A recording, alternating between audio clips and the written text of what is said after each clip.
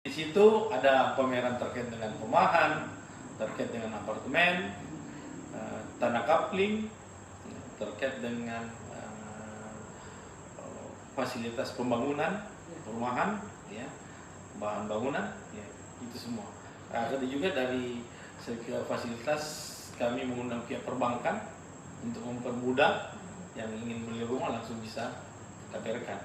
Dan kami sampaikan kepada teman-teman pengembang bahwa dalam rangka menyambut HUT Kota Makassar, ya, DP-nya dalam payment itu Rp418 terkait dengan masyarakat yang ada dalam kompleks perumahan. Ya, mari kita jaga PSU yang ada dalam perumahan kita.